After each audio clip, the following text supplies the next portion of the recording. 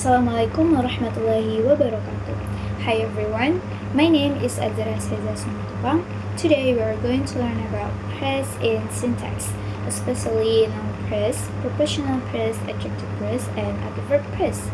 Don't worry, we'll make it simple and easy to understand. So, the first one is, what is a phrase? Apa sih itu phrase? A phrase is a group of words that has meaning, but it's not a complete sentence. In syntax, phrases are important because they become the basic unit in sentence structure. First, let's talk about noun phrase or NP. A noun phrase is a phrase whose head is a noun. Ya tentu saja headnya adalah noun karena dia adalah noun phrase. Untuk noun phrase sendiri kita punya 4 pola simple. Yang pertama adalah noun alone. Contohnya trees, itu kalau nounnya single. Yang kedua, article plus noun. The trees, the itu sebagai artikel and trees itu sebagai noun headnya. Yang ketiga, kita punya pola article plus adjective plus noun. For the example is the big trees. The itu sebagai artikelnya, big itu sebagai adjective phrase-nya, dan trees itu sebagai head noun-nya. Dan the last pattern is article plus adjective phrase plus noun plus prepositional phrase. For the example is the big trees in our garden. The sebagai artikelnya, big sebagai adjective phrase-nya, and trees sebagai head noun-nya. In our garden tentu saja sebagai prepositional phrase-nya. Now, setelah kita memahami simple structural patterns dari noun phrase tadi, sekarang kita masuk ke functional analysis. Dalam syntax, setiap bagian di dalam noun phrase memiliki function atau perannya masing-masing. Salah satu konsep penting yaitu modification. Modification adalah bagian yang memberikan tambahan description atau information terhadap noun.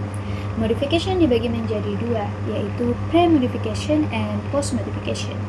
Pre-modification adalah elemen yang muncul sebelum head noun, sedangkan post-modification adalah elemen yang muncul setelah head noun. For the example, in the past, the big trees in our garden, the head is trees because it is the main noun. The words the and big come before the head noun, so they are part of the pre-modification. Meanwhile, the phrase in our garden come after the head noun, right? So its function as post-modification.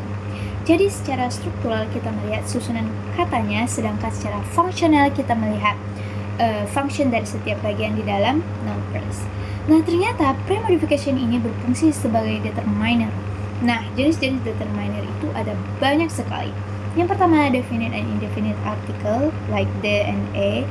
Kemudian quantifier, much, money, all, some, kemudian numeral, kemudian possessive determiner, kemudian demonstrative determiner, kayak did, does, those, and this, kemudian the interrogative determiner, the last is the relative determiner. Next is adjective phrase. Kita membahas adjective phrase. Sering dengar istilah adjective phrase nggak sih? Atau frasa kata sifat dalam sintaksis? Nah, tahu nggak sih ternyata adjective phrase itu punya 3 pola simple sama seperti NP sebelumnya. Mari kita bahas bersama-sama. Yang pertama ada adjective alone. Pola ini cuma ada satu kata sifat yang berdiri sendiri sebagai head, atau contohnya good. Kemudian ada pola kedua yaitu adverb plus adjective. Di sini kata sifatnya ditemani oleh adverb di depannya sebagai penjelas atau pre-modification. Contohnya itu adalah very good. Very sebagai adverbnya dan good sebagai adjektifnya. Dan pola ketiga yaitu adjective plus prepositional phrase. Contohnya good sebagai adjektif, add grammar sebagai preposisinya.